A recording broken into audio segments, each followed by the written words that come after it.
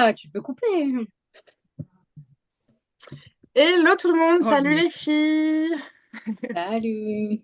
Bonsoir. Hello! Trop cool de vous retrouver. Bonjour aux personnes qui nous écoutent aujourd'hui pour ce premier crash test du podcast Open Mic Casa. Yeah! T'as Yay! raison, il nous faut un jingle. Ouais.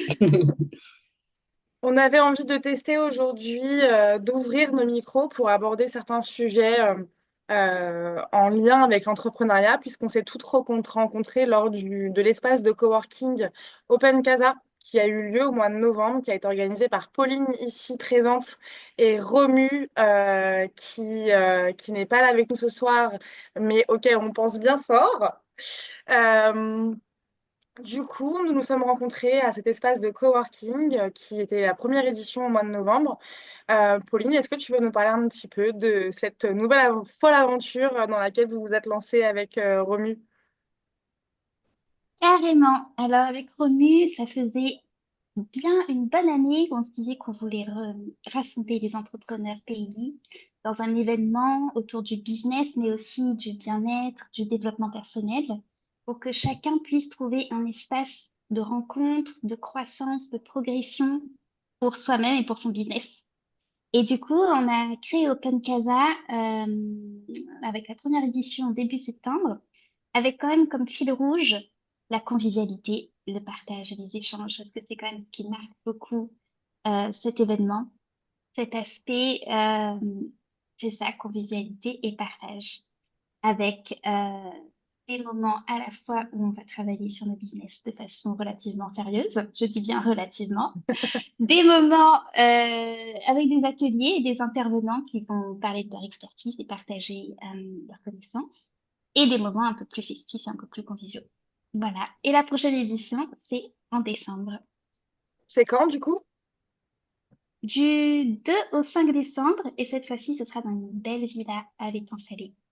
Ok, trop bien, parce que du coup, le concept, c'est aussi de se réunir plusieurs jours pour ceux qui souhaitent, donc de pouvoir dormir sur place et de profiter de belles villas que Lille Exactement. peut nous proposer.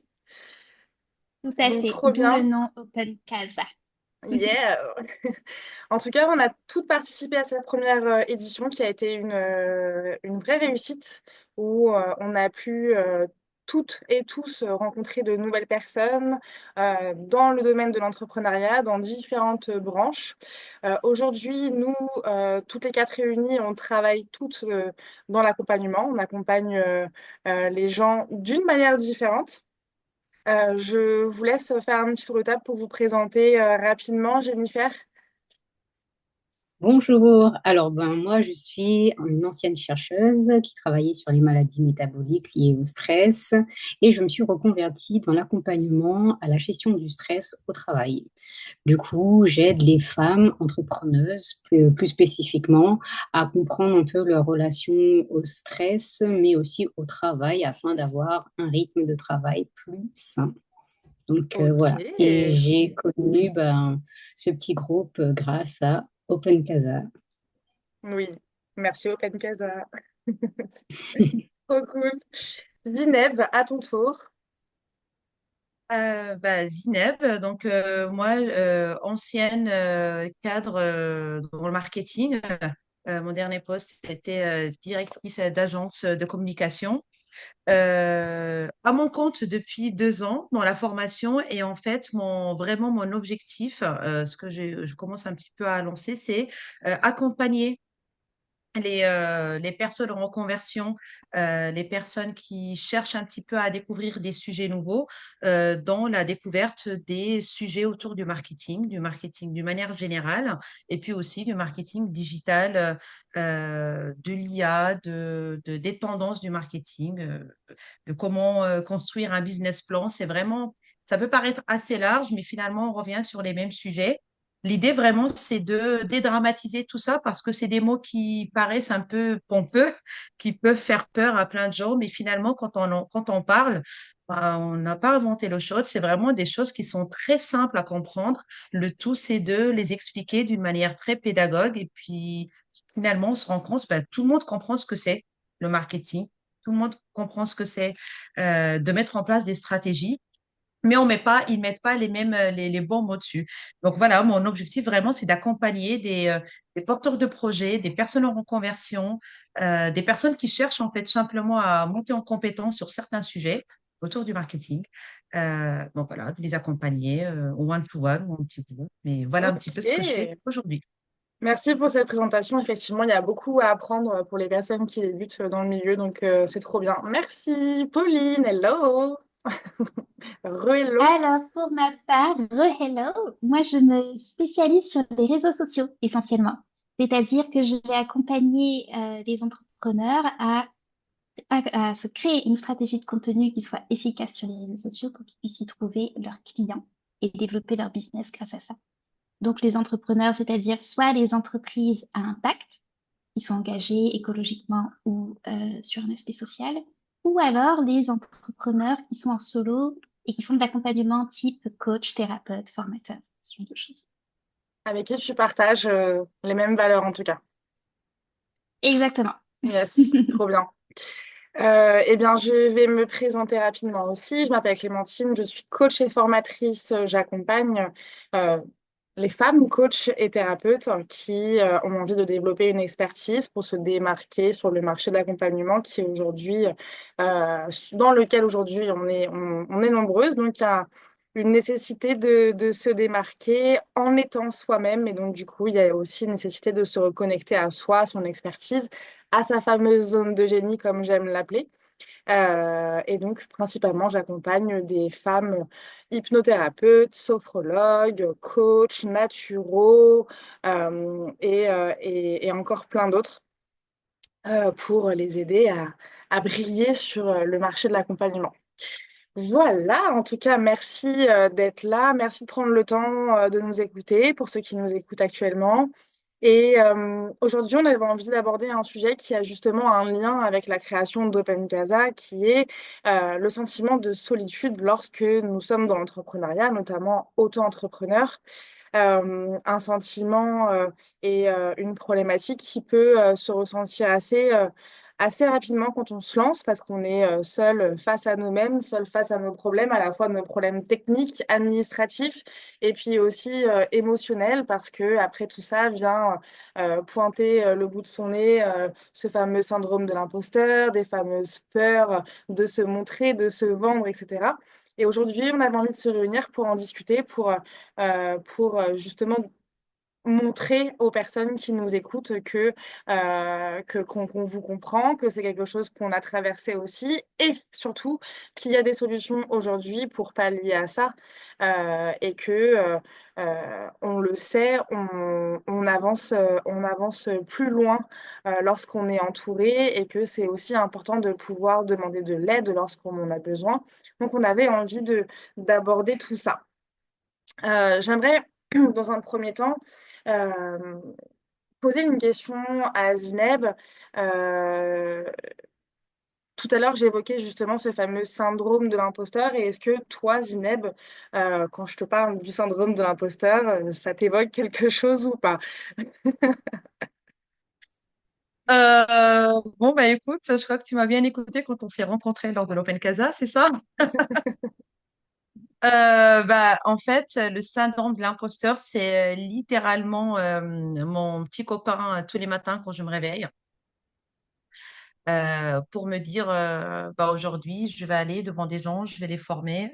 Mais t'es qui en fait pour les former? T'as inventé quoi? T'as découvert quoi? Je suis pas au niveau de Jennifer, qui est une chercheuse.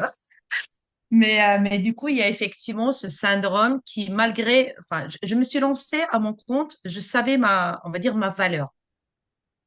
Sans aucune prétention, je savais que j'avais des choses à apporter. Si je me suis lancée à mon compte, surtout sur ces sujets où il y a, mine de rien, beaucoup de concurrence, hein, parce qu'aujourd'hui, il y a quand même, on est beaucoup sur le marché du marketing et du consulting. Je savais que j'avais quelque chose de plus à apporter, quelque chose de différent.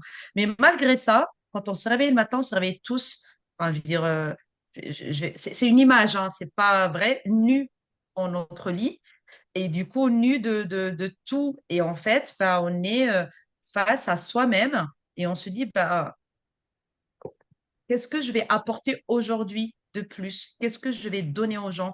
Et en fait, pourquoi moi? Pourquoi on me choisirait moi? Et, et c'est pas évident.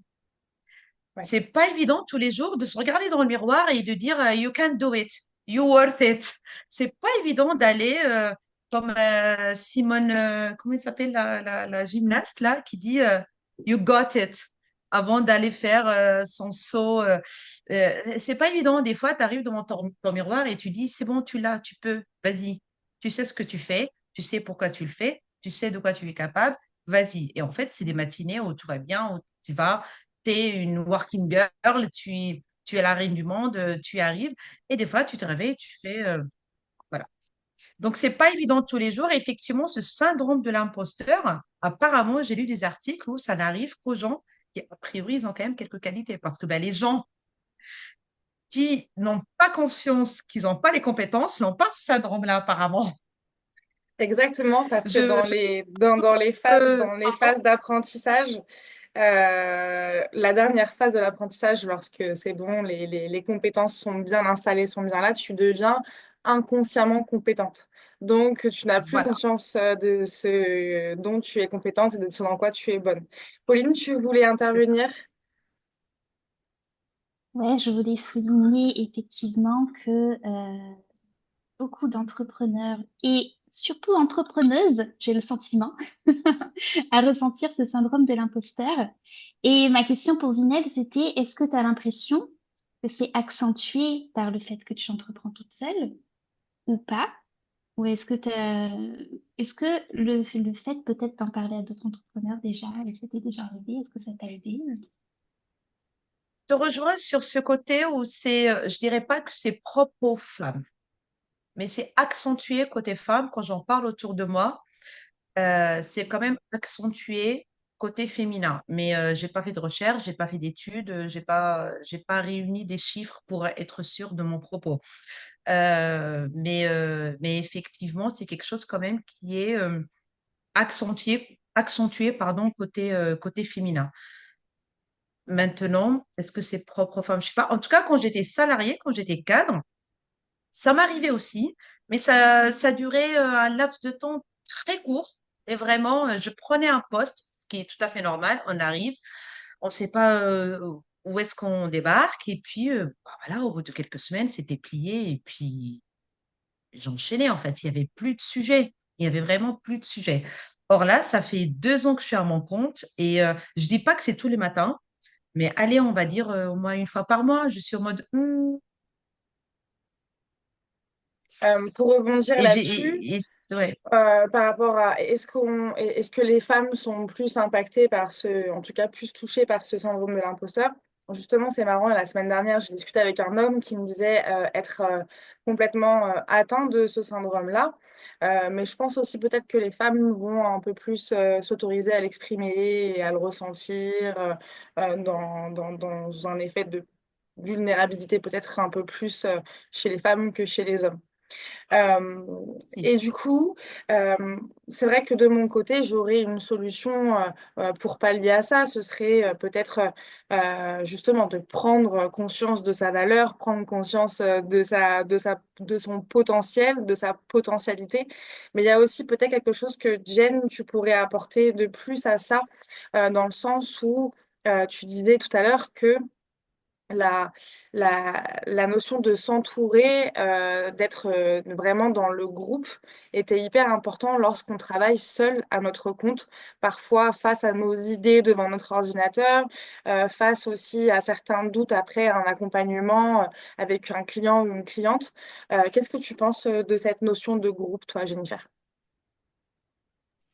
Alors, pour moi, par rapport, si je dois rebondir sur ce syndrome de l'imposteur, hein, je ne sais pas trop s'il faut que je continue un petit peu sur cette voie-là, mais concernant, on va dire, cette notion de groupe, pour moi, je trouve que ça apporte une force. Et souvent, en fait, lorsqu'on est seul, on peut se sentir vulnérable, on va dire, plus faible.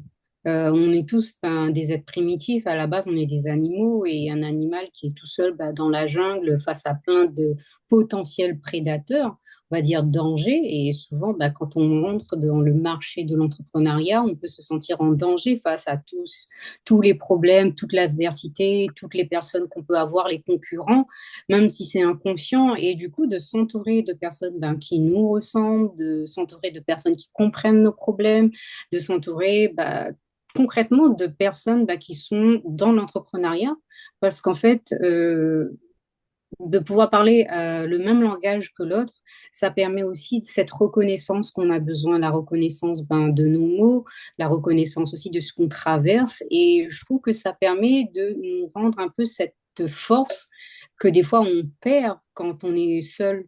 On oublie et l'autre est un peu notre miroir et nous rappelle un petit peu ben, notre potentiel et de Oui, pouvoir y aller. Et c'est souvent ben, ces gens qui vont nous encourager en disant mais c'est trop bien cette idée que tu viens d'avoir, alors que si tu es tout seul, tu vas avoir plein de milliers de questions à douter. Est-ce que c'est bien? Est-ce que c'est chouette ce que je fais, etc. Et d'avoir un retour extérieur, on peut autant avoir des critiques, mais constructives en fait. Pas vraiment bah, des choses qu'on pourrait bah, s'infliger à soi-même comme de l'autodépréciation en fait.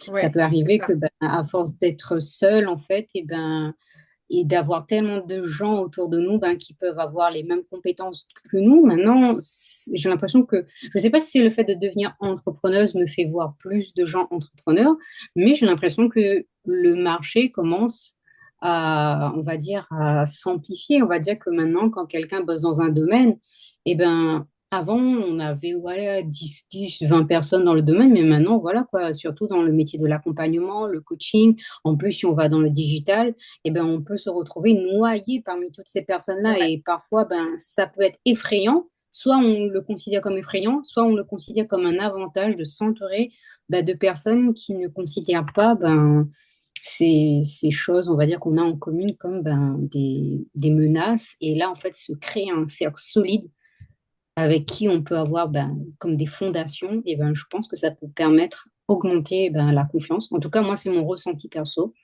ben, que j'ai ressenti ben, en allant à la rencontre ben, des entrepreneurs. C'est ça.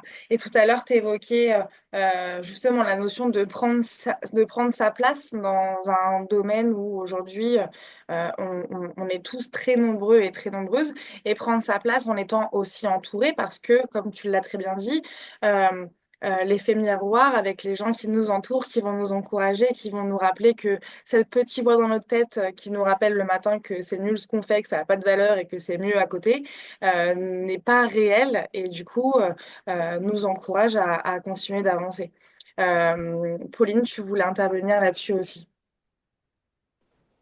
Ouais, je voulais rebondir effectivement là-dessus aussi, dans le sens où je suis complètement d'accord sur le fait que être entouré, ça permet de sortir de ce cercle vicieux de pensées dévalorisantes qu'on a avec nous-mêmes. Tu vois, il y a des Ouais. personnes qui peuvent dire, mais non, mais arrête de dire des conneries, c'est super bien ce que tu fais, vas-y, lance-toi, quoi.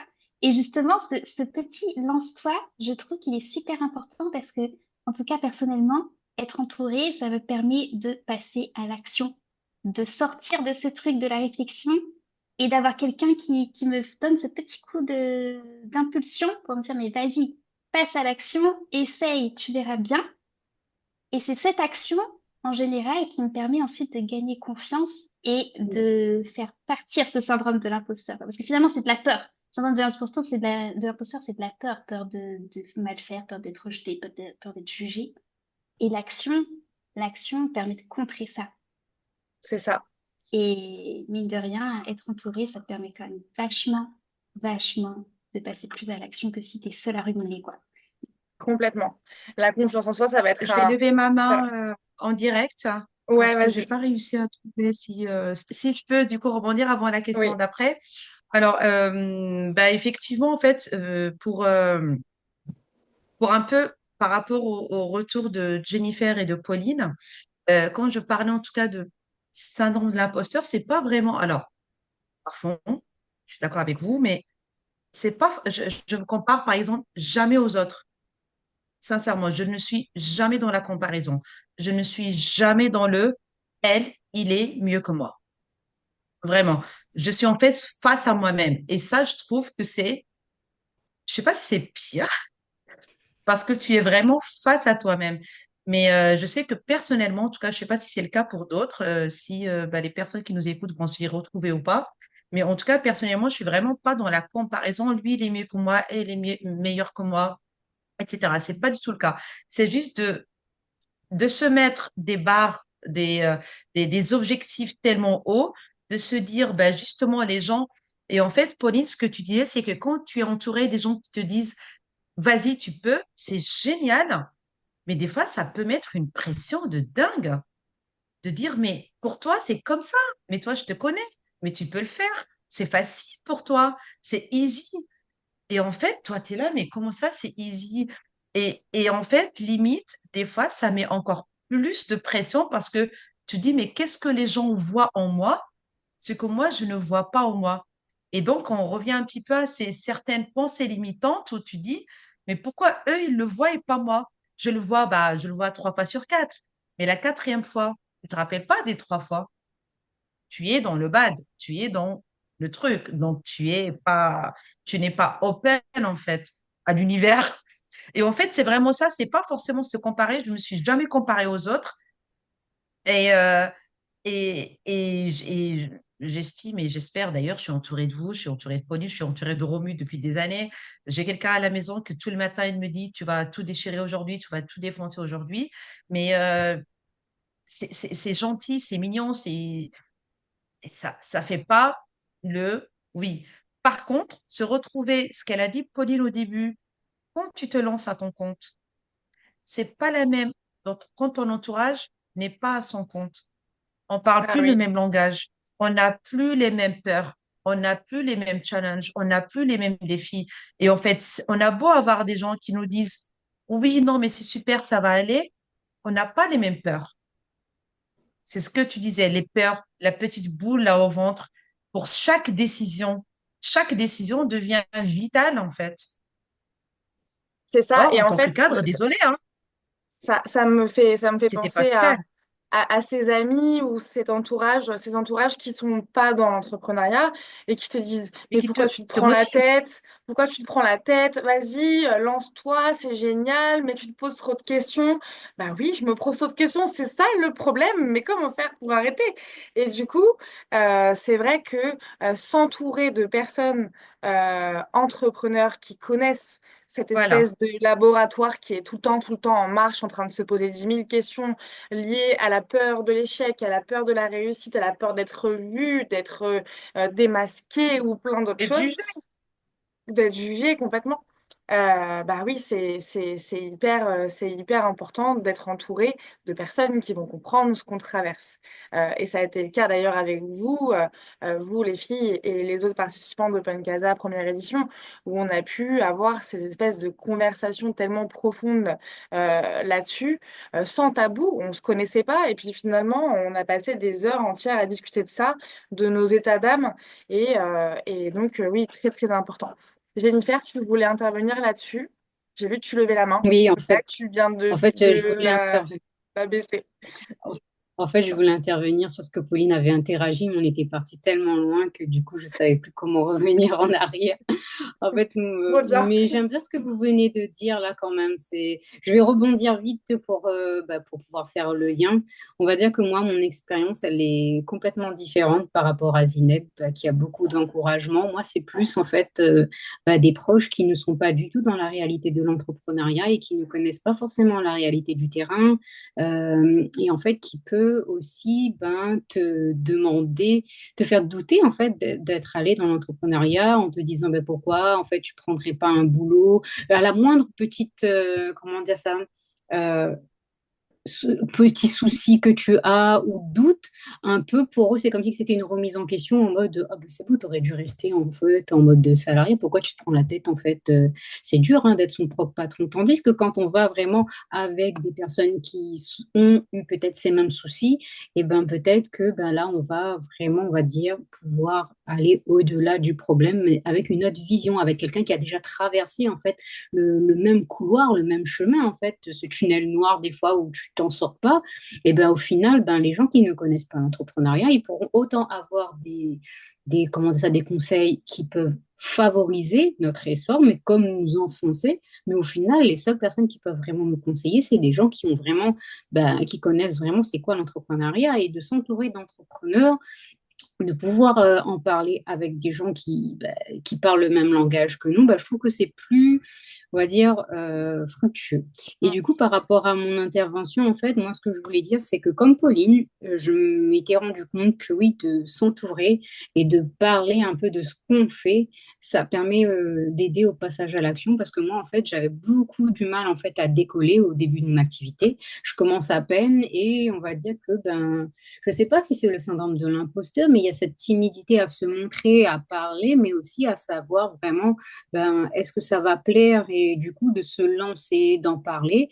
Et ben moi complètement, ben, d'avoir assisté à Open Casa numéro 1, et ben ça m'a débloqué énormément de choses, d'avoir eu le retour des gens sur place, d'avoir échangé, de pouvoir parler à chaque fois avec une personne et des fois tu arrives et en fait de se présenter. J'aime bien ce petit 30 secondes, tu vois, comme on a fait au début, mais se présenter. Qu'est-ce que tu fais dans la vie? C'est ces 30 secondes cruciales qui te permet à chaque fois, j'ai l'impression, de t'entraîner à te présenter de manière un peu plus succincte, mais un peu plus impactant pour que tu marques les esprits. Et des fois, ça m'est déjà arrivé, qu'on me dit, tu fais quoi? Et ben là, tu as un bug.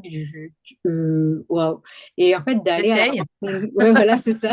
Et d'aller à la rencontre des gens, de se présenter, ça nous permet de voir un petit peu différentes choses de différentes manières. Donc C'est voilà. ça.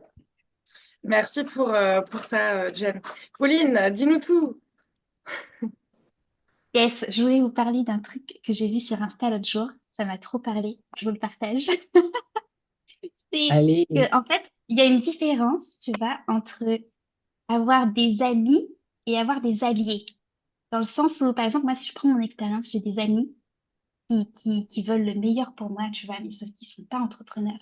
Et du coup, quand je vais leur parler de petits soucis que je rencontre dans ma vie entrepreneuriale, comme disait Jen, ils vont essayer de me ramener vers quelque chose que eux estiment être de la sécurité. Donc, mais pourquoi tu continues? Va prendre un emploi, je sais pas, retrouver un CDI, tu devrais ralentir le rythme, arrête de travailler autant, ce genre de choses, tu vois. Et ce que je comprends, c'est très bienveillant de leur part. Mais moi, je me rends compte que, en fait, j'ai besoin d'alliés qui vont le même combat que moi, en gros, tu vois, qui vivent la même chose et les mêmes difficultés et qui, au lieu de me dire ralentis, reprends un CDI, ils vont plutôt m'aider à trouver des solutions pour que je puisse continuer dans ce même combat, dans des meilleures conditions, on est d'accord, tu vois, mais, mais continuer dans mon combat, tu vois, j'ai besoin d'alliés. Et je me rends compte que je les trouve chez les autres entrepreneurs et pas forcément chez mes amis ou chez ma famille. J'adore ce que tu viens d'évoquer, dans le sens où, en fait, justement, ces alliés qui nous entourent, ces alliés entrepreneurs qui nous entourent, ont la même vision de cette recherche de liberté que tu évoquais, toi, Zineb, tout à l'heure. Cette recherche de liberté et cette recherche de réaliser des rêves de gamin, au travers du sentiment d'utilité au quotidien, en aidant les autres, en œuvrant pour des valeurs et des causes qui sont fortes pour nous, qu'on pourrait peut-être pas faire dans le salariat. Et du coup, c'est pas quelque chose qui appartient à tout le monde, cette recherche de liberté, cette recherche de réaliser des rêves. Tout à l'heure, j'étais en train de bosser sur mon programme dans un café et il y a un habitué du café qui me dit, voilà, quand est-ce que tu t'y mets? Mais tu crois que je suis en train de faire quoi là actuellement? Mais parce qu'il n'a pas, en fait, la... il n'a pas la même vision que moi de travailler en réalisant ses rêves les plus fous, en sortant de sa zone de confort, etc. Donc oui, merci de nous rappeler ça, Pauline. Zineb, tu levais la main aussi de ton côté. Oui, alors je voulais juste rebondir sur ce que Pauline disait, c'est que ces fameux amis, ou famille d'ailleurs, parce qu'il y a aussi la Oui, famille dans l'équation, qui ne comprend pas, d'autant plus si tu décides de quitter un travail dans lequel tu performais, tu gagnais bien ta vie, et tu dis, non, là, je vais me lancer à mon compte.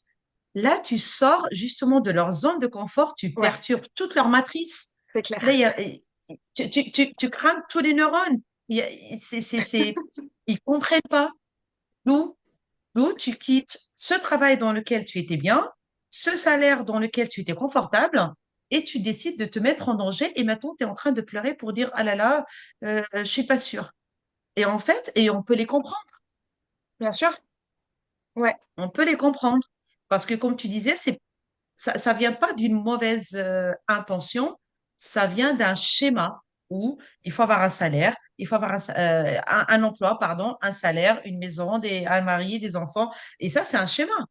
Enfin, bien sûr. et entrepreneur, c'est pas, enfin, moi, j'ai pas de maison, c'est pas demain que je vais avoir une maison en étant entrepreneur, hein. Il faut que j'attende quelques années, hein, avant d'avoir des bilans, des machins, des bidules. Là, je sais que quand je me suis lancée dans l'auto-entrepreneuriat, j'ai su qu'il y a certains projets de vie que je mettais de côté. Pour moi, ça allait parce que on est, comme tu disais très bien, Clémentine, on est à la poursuite d'un rêve, d'un objectif, d'un but, de quelque chose. On est à la recherche aussi de l'argent, hein, on va le dire. Il faut quand même bien payer ses factures, mais c'est pas que ça. C'est pas que ça. Ce n'est plus le premier objectif. Ça en devient le cinquième, le sixième, le C'est septième. clair. Ce n'est plus le premier, en fait. Et là, ça peut perturber la génération d'avant, nos parents, que eux, bah, ils ont fait ce qu'ils pouvaient, hein, parce que leurs objectifs, c'était pas les mêmes. Et nos amis qui voient qu'on avait une vie, en tout cas, confortable. Et là, tu leur dis, bah, je me mets en difficulté parce que j'ai envie de poursuivre mes rêves. Et tu dis, mais t'as un grain, va consulter. Et en fait, c'est ça Ouais, où on doit trouver, nous aussi, un équilibre et on doit aussi comprendre leur position. c'est ça. Il n'y en a pas un qui a raison. Jen, je t'en prie, prends Exactement. la parole. Ouais, en fait, je voulais rebondir sur ce que Zineb avait dit en début bah, de son discours là, parce qu'en fait, tout à l'heure, je me souviens Désolée, je qu'elle parle avait beaucoup, hein. dit, non, t'inquiète, en fait, au début même du podcast, tu disais que oui, c'est pas comme Jennifer et tout, je suis pas chercheuse. Et ben en fait, tu as insinué que je n'avais pas ce syndrome de l'imposteur parce que, eh ben, j'avais en fait ce fameux diplôme. Enfin, je sais pas hein, si c'était ça, mais en Pas, j'ai insinué, pardon, excuse-moi, je te coupe. Non, j'ai pas insinué que tu n'avais pas le syndrome, j'ai insinué que j'avais pas assez de data, assez de données pour me dire est-ce que les femmes ont plus le ah, syndrome ou pas. Non, non, non. d'accord, J'ai j'avais dit pas que j'étais compris pas ça. chercheuse, c'est-à-dire que j'avais pas assez de data, assez de données pour mettre un fait sur la table. C'est que c'était mon impression Ok. J'avais pas compris, personnelle, pardon. mais que je suis pas chercheuse. Voilà, voilà, Oui. Mais du coup, je c'est voulais ça. juste rebondir sur ce truc-là de la famille, que ben, tu sors d'une zone de confort et que en fait, moi, concrètement, je suis sortie de 8 ans d'études avec mon doctorat et quand j'ai dit à tout le monde que je voulais arrêter, déjà pour avoir ce courage de l'annoncer, c'était très dur et de m'être lancée en fait dans l'entrepreneuriat, et j'ai eu de nombreuses, on va dire, réactions d'incompréhension, comme tu disais, pourquoi en fait tu sors de cette posture, etc., en mode c'est bon dans la fonction publique, t'as fait 8 ans d'études, bon, c'est presque 10 ans parce que j'ai fait 2 années de médecine en même temps, donc du coup voilà. Mais le truc, c'est que Bienvenue au club. il y a, en fait, il y a ce truc où oui, tu te retrouves avec l'entrepreneuriat où des fois, en 8 mois, voire même des fois 8 semaines, tu fais des formations et qui sont extrêmement performants et avec qui tu peux gagner, mais plus que dans la recherche. Et en fait, oui, il y a ce truc où moi, je sais que j'ai dû faire un travail sur moi pour accepter d'être passé d'un statut à un autre et il y a souvent une dévalorisation, je trouve, hein, quand tu es dans le salariat, de certains métiers, certains auto-entrepreneuriat, etc. Et du coup, moi, en fait, j'ai dû vraiment, on va dire, me gonfler à bloc pour me dire que, en fait, il y a quelque chose de plus derrière ça. Il y a du sens, il y a cette notion de Mm, liberté, totalement. il y a cette notion, en fait, de recherche d'un rêve à se réaliser. Et là, c'est Hum, plus important, en fait, que le nombre d'études, que le nombre de sous, etc. Et là, vraiment, je trouve que, par rapport à ce que tu as dit, Zineb, ça me parle beaucoup, en fait. Il y a, il y a beaucoup d'entrepreneurs maintenant, on les voit, bah, même toi, tout le monde en fait, on était ex quelque chose et je me suis reconvertie bah, parce que ben, ça, on avait un besoin de sens, de changement, d'argent et de se retrouver aussi avec des gens ben, qui ont ce genre de profil un peu atypique. Et ben, tu te reconnais, tu as un peu cette notion de clan et ça calme un peu notre sécurité. On a besoin vraiment bah, de dire, ah bah ok, bah, j'ai pas fait une bêtise, il y a telle personne bah, Mm, qui était, Mm. tu vois, par exemple, Pauline, elle était dans la restauration avant. Tu vois, il y a plein de trucs comme ça. Moi, je connais des gens, ils étaient profs, CPE, des gens qui faisaient des trucs, mais complètement à l'opposé. Et là, ils Oui. arrivent, mais dans un milieu. Et là, tu fais, waouh, mais en fait, la vie professionnelle n'est pas linéaire en fait, et de voir tous ces parcours, d'échanger avec des gens et de dire ah ouais, t'étais ça, après t'es devenu ça. Et ben en fait, ça nous fait rendre compte, sortir un petit peu de ce schéma qu'avaient nos parents, bah, d'avoir un métier et de passer toute leur vie dans le même métier. Et limite, bah, si 25 tu ans de carrière. sors Ouais, si tu sors de ce schéma, bah waouh, shame on you. Et du coup, là, en fait, de voir des entrepreneurs bah, qui font ah ben moi j'ai essayé ma première entreprise là-dessus, ça n'a pas marché, mais après j'ai fait la deuxième là, nanana, tu vois. Toi, comme toi, Clémentine, bah, tu as eu quand même un parcours ben, de progression. Mais de l'extérieur, de la part d'un salarié, va faire bah, pourquoi tu étais hypnothérapeute et puis t'as arrêté. Alors que nous, bah, on trouve ça chouette. En fait, tu affines, tu te spécialises, tu trouves qu'est-ce qui te fait vibrer. Et je trouve que ouais, il faut vraiment être entrepreneur des fois pour Mm. comprendre, on va dire, les problèmes d'entrepreneurs et même les succès, même, les célébrer. Ouais, c'est vraiment un Quand on état réussit, d'esprit. C'est vrai, être ouais. entrepreneur, c'est vraiment un état d'esprit avec beaucoup d'audace et de sortie de zone de confort. Quand tu parlais, là, Jennifer, oui, moi, quand j'ai annoncé à mes proches que j'allais arrêter l'hypnothérapie, qui me rapportait beaucoup d'argent dans l'arrêt du tabac, dans la perte de poids, les gens ne comprenaient pas. Mais pourquoi ça marche super bien? Bah oui, mais parce que je trouve pas de sens à ce que je fais. Mais du coup, en t'écoutant, Jennifer, avant de conclure cette première session, je me dis que ça me donne des idées et ça va peut-être vous donner des idées à vous aussi et peut-être aux personnes qui nous écoutent. Euh, Peut-être que la première fois ou une autre fois, on pourrait aborder justement le sujet de la légitimité en fonction de des croyances collectives, on va dire, de la société par rapport aux études, par rapport aux diplômes, par rapport aux situations salariales qui seraient soi-disant dans la sécurité, mais quand on te dit, mais attends, tu avais tout sur le papier, pourquoi tu as tout abandonné, etc. Ces espèces de croyances collectives qu'il y a au niveau des diplômes, etc.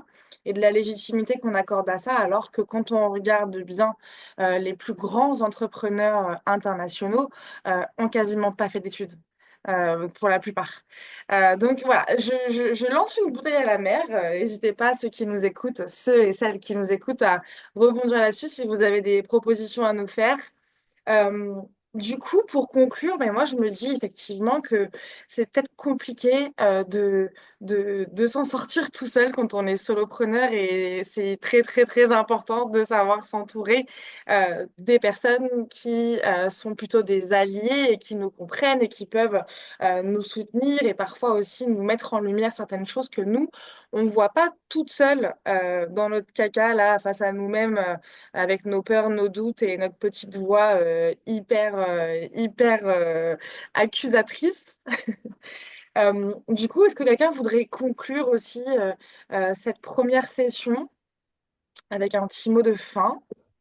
Moi, j'aimerais bien dire un Euh, petit mot. ouais. Ouais. Bah, vas-y, Zineb, si tu veux. Non, non, je t'en prie, Jennifer. Bah, on peut toutes les deux Très hein, bien. conclure, hein, même Pauline. Hein. Exact. Je Chacun un petit pense, mot de on la a, fin. voilà. Allez, Jen, Alors moi, vas-y, je t'en prie. mon petit mot de la fin, c'est de vous dire, bah, sortez, rencontrez d'autres entrepreneurs, allez aux apéros des entrepreneurs, allez à des coworking, sortez dans des cafés, mais vraiment échangez, osez parler de ce que vous faites et vraiment osez bah, cette rencontre pour créer votre clan en fait qui deviendra votre soutien. Et c'est pas parce que vous êtes auto-entrepreneur ou vous travaillez en solo que vous êtes obligé de subir tous les problèmes, on va dire, que vous avez ben, dans la solitude. Donc voilà, je trouve que c'est très important de s'entourer. Donc voilà, allez-y, Ouais, coworker, ouais. apéro, etc., échanger. Merci de le préciser et de le rappeler dans le sens où encore plus aujourd'hui en 2024 avec tout ce qui se passe sur les réseaux sociaux où les réseaux sociaux sont des super outils de transmission, de communication, etc. Mais il y a aussi le réel dehors avec des gens avec qui on peut passer des moments dans le réel hyper importants. Zineb, nous t'écoutons.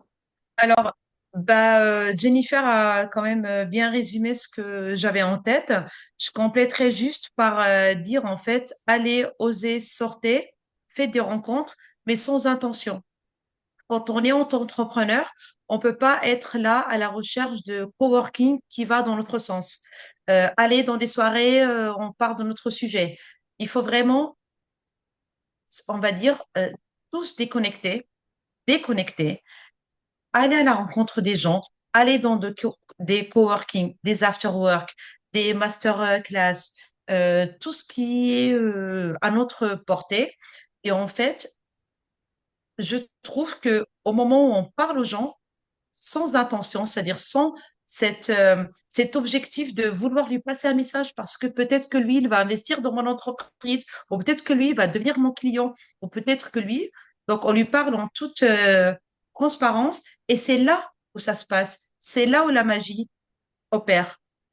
En tout cas, c'est comme ça que je l'ai vécu vraiment depuis 2 ans. C'est vraiment d'y aller. Bien évidemment, des fois, on y va avec attention parce que il faut prospecter, il faut trouver des clients, il faut parler aux gens, il faut parler de son expertise, etc. Se Mais sortir les les doigts, comme moments je dis à mes clientes. magiques, c'est, pardon? Non, se sortir les doigts, comme je dis à mes clientes. Oui, c'est notre métier aussi. On est tout seul. Solo entrepreneur, on est tout seul, on est obligé.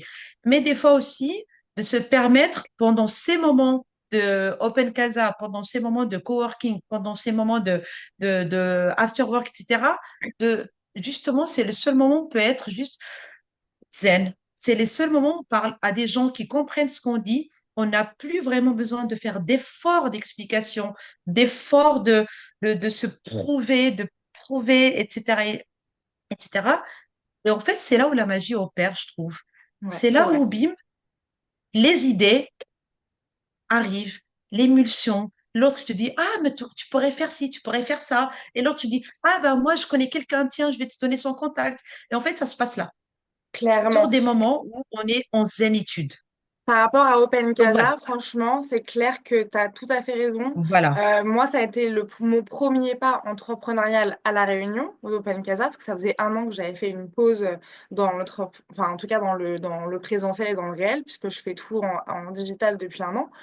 Et ça m'a donné, je ne sais pas combien de points de vie pour au moins 6 mois. Ça m'a rechargé. Toutes ces conversations, ces énergies qui se sont mélangées. Donc oui, oui, oui, oui, je te rejoins à fond, Zineb. Pauline, à toi. J'adore l'image des points de vie.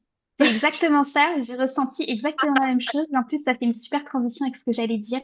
C'est que moi, je voulais faire un message aussi aux introvertis. Ou en tout cas aux personnes qui sont comme moi et qui ont une batterie sociale toute petite, minuscule comme ça. Ou des fois, il faut vraiment que je me batte avec moi-même pour sortir de chez moi, pour aller rencontrer des gens, pour aller à des événements, pour aller faire des rencontres avec des entrepreneurs. Et je me force à, tu vois, à créer Open Casa, par exemple. Je me force à m'inscrire dans des associations d'entrepreneurs, etc. Parce que d'expérience, j'en ressors toujours hyper enrichie, j'en ressors toujours avec à fond d'énergie, des idées, Ouais, etc. Et c'est hyper précieux. Même si vous vous dites, flemme, j'ai pas envie de faire de la petite conversation, j'ai pas envie d'aller Mm. me faire des contacts, c'est trop précieux. c'est Allez-y, clair. je vous jure, c'est trop bien. Ouais, ouais. Merci de le rappeler. Eh bien, merci beaucoup les filles. C'était un plaisir de passer ce moment avec vous. J'ai adoré. Merci à toi, Euh, Clémentine, d'avoir animé le podcast. Avec grand plaisir. Merci à vous de m'avoir invité. Et du coup, on se retrouve Volontiers. très bientôt. À la Oui, Yes. prochaine. Merci à la Clémentine. Merci prochaine. tout le monde. Bye bye. Bye Bye. bye.